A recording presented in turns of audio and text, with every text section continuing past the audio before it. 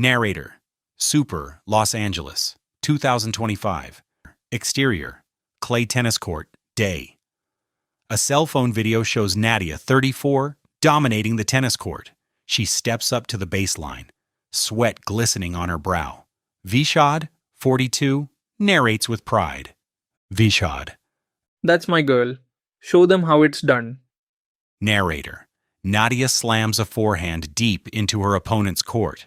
The ball zips past, earning her a point. She pumps her fist and flashes a triumphant smile toward the phone camera. Vishad. Beautiful shot, babe. Narrator. Nadia's smile falters. She presses a hand to her chest, her face clouding with confusion. Suddenly, her knees buckle, and she collapses onto the court. Vishad. Nadia? Narrator. The phone image shakes violently as Vishad sprints toward her, his voice rising in panic. Vishad. Nadia. Nadia. Narrator. Exterior. On the court. Vishad drops to his knees beside her. The phone clatters to the ground. Vishad. Stay with me, babe. Stay with me. Narrator. He gently rolls her onto her back. Her lips are blue. She's not breathing. Vishad. Call an ambulance. Narrator. Vishad's trembling hands position for CPR. He alternates between chest compressions and frantic breaths, tears streaming down his face. Vishad. Come on. Come on, Nadia. Narrator. Exterior. Clay tennis court. Day. The faint sound of a siren grows louder. Vishad doesn't stop. His hands push harder, his breathing ragged. The ambulance screeches to a halt nearby. 2 EMTs rush out carrying equipment. EMT 1's. Sir, we'll take over. Narrator. Vishad hesitates, his hands hovering over her chest, before stepping back. EMT 2. We've got a pulse. Stand by for compressions. Narrator.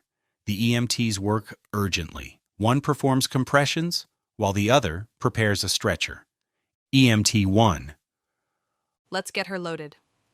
Narrator. They lift Nadia onto the stretcher. Vishad, in a daze, stumbles toward the ambulance. Narrator. Interior. Ambulance. Day. The cramped space is filled with the sounds of machines and shouted commands. Vishad grips Nadia's hand tightly as the EMTs continue their efforts. Vishad. Don't leave me. Please. Nadia, don't leave me. Narrator. The ambulance jolts to a stop at the hospital. Narrator. Interior. Emergency center. Later. A flatline tone pierces the room. A doctor steps back from Nadia, shaking their head. Doctor. Time of death, 4:23 p.m. Narrator. Vishad collapses onto her lifeless body, his cries breaking the silence. Vishad. No, Nadia. Narrator. He clutches her, his wails echoing as the scene fades. Narrator.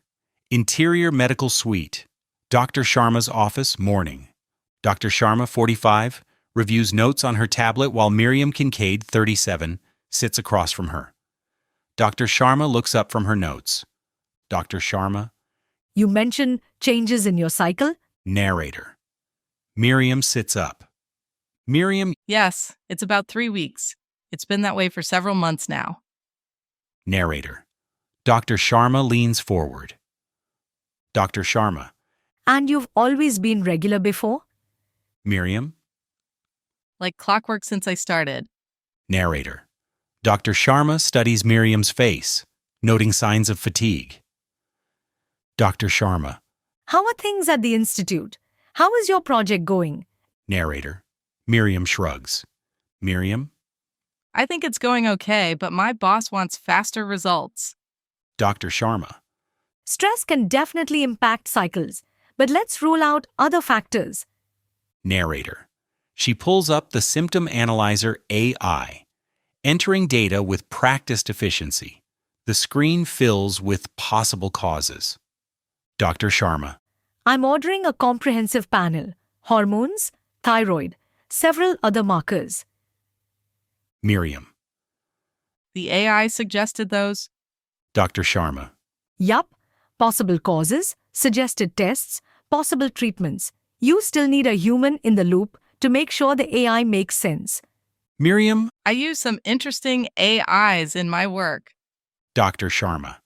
They're everywhere these days, but the AI can't do the human part of our work. It doesn't have empathy, and frankly, all it does is to regurgitate. But it does that rather well. Narrator. She taps her screen, finalizing the orders. Dr. Sharma. The lab has your insurance from last time. Results should come through your patient portal in a few days. Narrator. Miriam stands up. Miriam. Thanks, Priya. I appreciate your thoroughness. Narrator. Priya stands up. Dr. Sharma. Of course. Call me if anything changes before then. Narrator. After Miriam leaves, Dr. Sharma makes additional notes. Dr. Sharma. I hope it's something simple. She's not the first one to come in with this problem.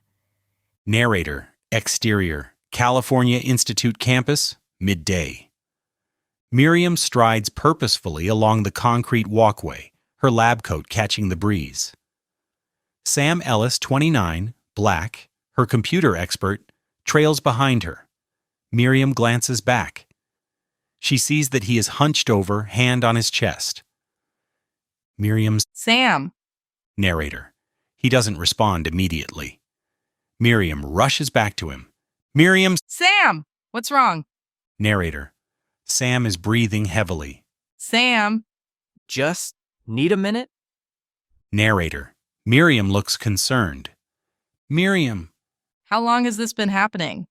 Narrator. Sam straightens up with difficulty. Sam. Few weeks. Getting worse. Used to be just after running. But now, Narrator. Miriam cuts him off. Miriam. Chest pain? Sam. and tired. So tired. Can't seem to shake it. Miriam. This can't wait. We need to get you to the urgent care center. Sam. I have a meeting with Dr. Chen about the new quantum calculations. Miriam. That won't matter if you have a heart attack. I call him when we get you taken care of. Narrator. She takes his elbow.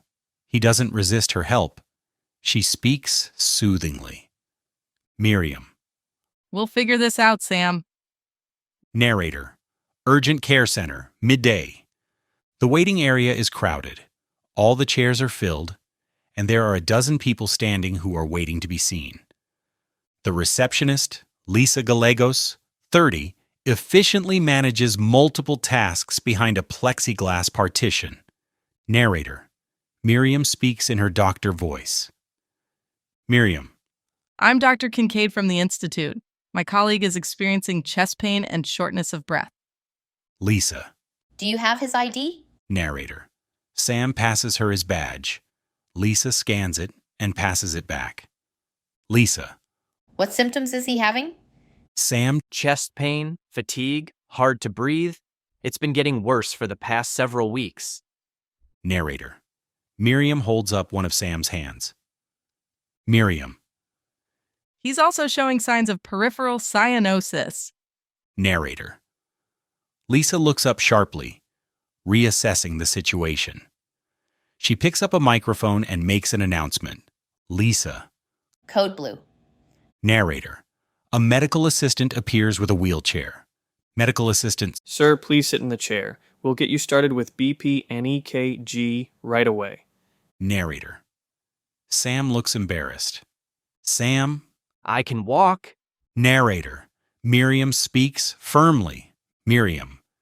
Sit, Sam. I'll call Billy. Narrator. Exterior. Graveyard. Day. A beautiful sunny day in Silicon Valley contrasts with the somber mood. Friends and family gather around a freshly dug grave. Nadia's casket is lowered into the ground. Vishad stands at the forefront, his face a mask of pain. Narrator. After the ceremony, mourners disperse. Vishad lingers by the grave, staring at the flowers atop the casket. His neighbor, Ravi, 60, approaches cautiously. Ravi. She loved tennis. She told me it was her escape, her way of finding joy in the middle of all the chaos. Vishad. That's exactly what it was. She didn't just play for exercise, she played to forget all the noise, the fear. And now she's gone. Just like that. The last thing I saw was her hand on her chest. She didn't even cry out. Narrator. Ravi places a reassuring hand on Vishad's shoulder. Ravi. I can't wrap my head around it. Nadia was so full of life, healthy. Happy, vibrant. Vishad. She should be here. She should be playing tennis, laughing, making children with me. I don't know what to think. I don't know what to do. Narrator.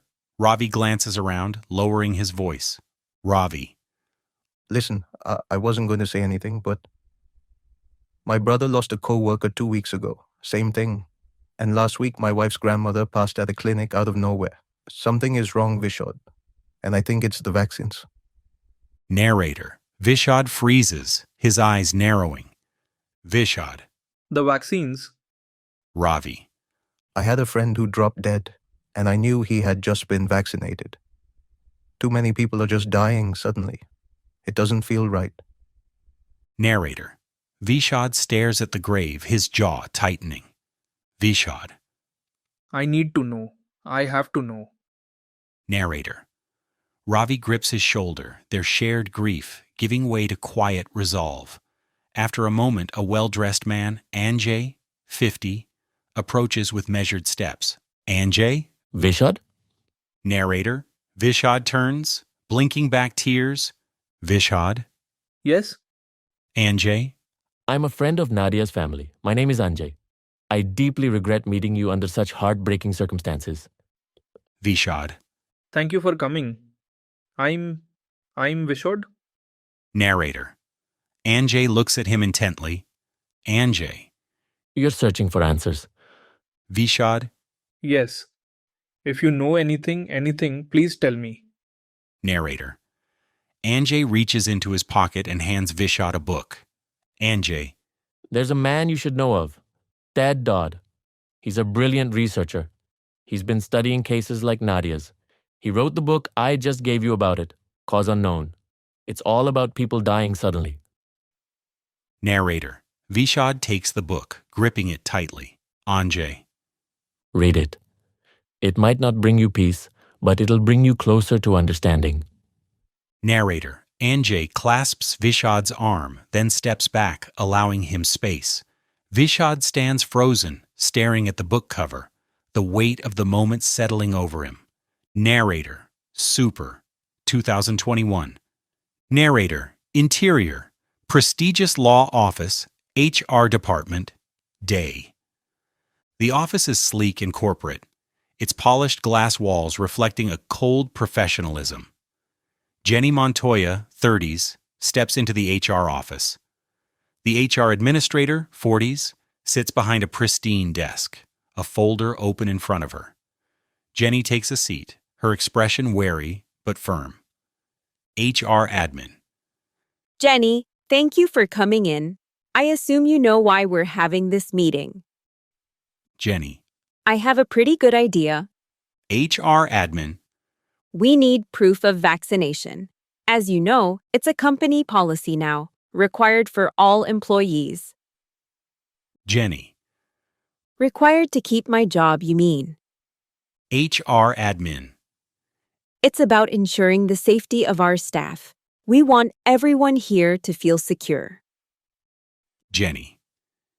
If this was about safety, we wouldn't be mandating an experimental vaccine. Narrator. The HR admin's expression hardens. HR admin. We're not here to debate policy, Jenny. My job is to enforce the company's rules, not question them. Jenny. Of course, it's easier to follow orders than think critically. Narrator. The HR administrator bristles, but maintains composure. HR admin. Let's keep this professional. Do you have proof of vaccination or not? Narrator. Jenny sits back, crossing her arms. Jenny. I do not.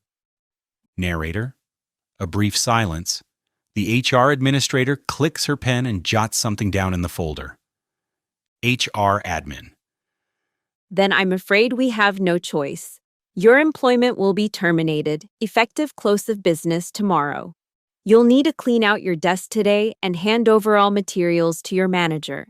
Your keys and badge should be returned to me before you leave. Jenny. Years of loyalty and results.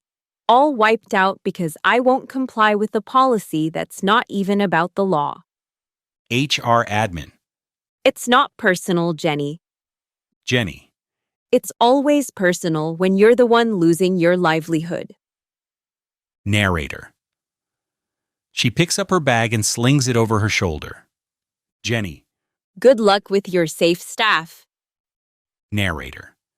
Jenny strides out, her heels clicking sharply against the tiled floor.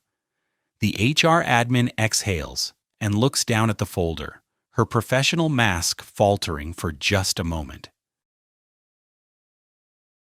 Narrator. Interior. Miriam's Lab, California Institute Day. Miriam enters quickly, lab coat flowing behind her. Multiple screens display protein folding simulations and other scientific data.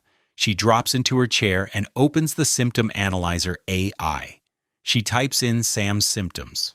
Miriam. Chest pain, fatigue, dyspnea, African American male, 29. Narrator. The AI populates results. Miriam's eyes narrow at the screen. Miriam. That's not good. He's too young to be having that type of problem. Narrator. Interior. Miriam's home, evening. Miriam and her husband Doug, 41, eat dinner. He's the CEO of an AI startup dealing with risk in banking.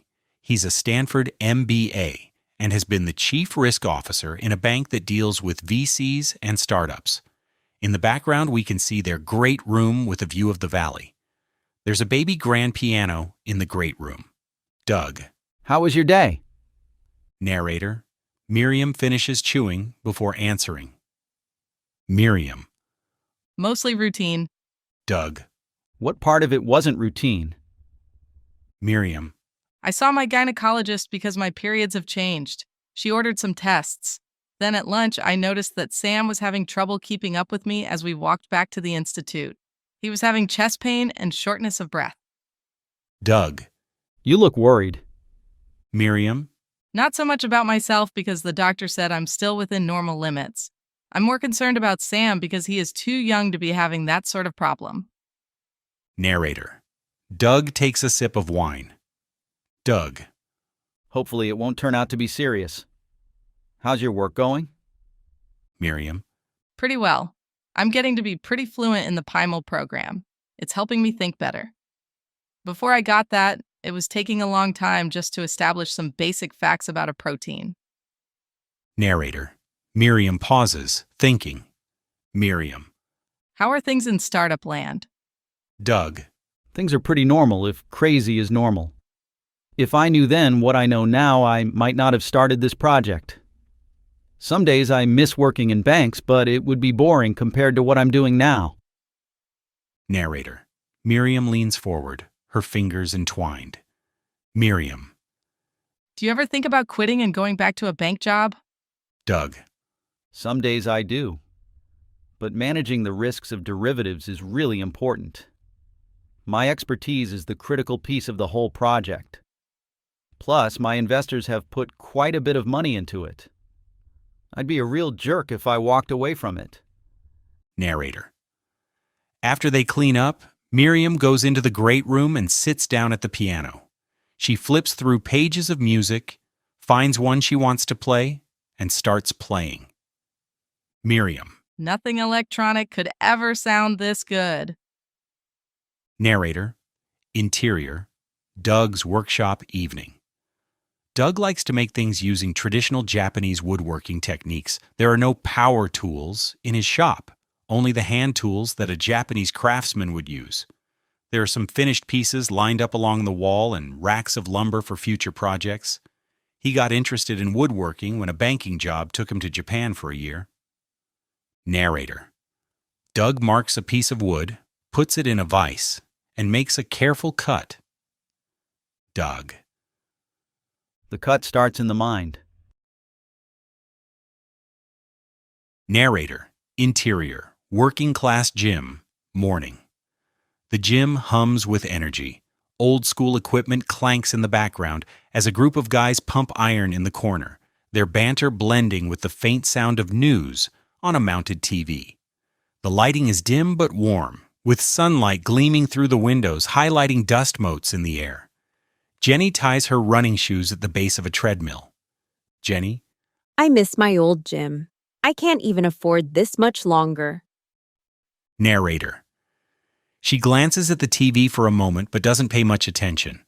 The news anchor's voice drones on in the background. Jenny pulls out her earbuds and prepares to slip them in, ready to drown out the noise. But something catches her ear. A phrase that cuts through the ambient chatter. Anchor. Many reports of sudden, unexplained collapse or deaths by professional athletes. Narrator. Jenny freezes, one earbud halfway to her ear. Her brow furrows as she looks up at the screen. Narrator, interior, gym, morning. The CNN logo spins in the corner of the screen. The anchor speaks with practiced gravity as headlines scroll beneath him. Anchor. In national news, a class action lawsuit was filed today in Kansas against BioX Tech. Plaintiffs are seeking compensatory and punitive damages, alleging that BioX Tech engaged in false advertising while knowingly concealing the vaccine's harmful effects. Narrator, interior, working class gym, morning. Jenny stands frozen, her hand gripping the treadmill rail. Her earbuds dangle at her side. The news broadcast echoes in her head as the weight of the words sinks in. Jenny. I got fired from my last job because I wouldn't take the goddamn jab. Now this? They lied. They knew it didn't stop transmission or infection, and the injuries, the deaths. Narrator. She glances at the treadmill, then back at the TV. Determination hardens her expression.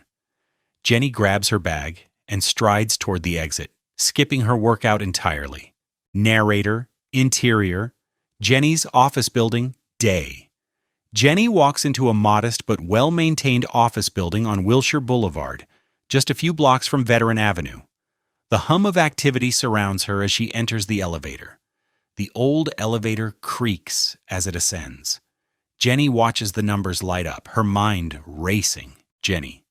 If Kansas can do it, so can I.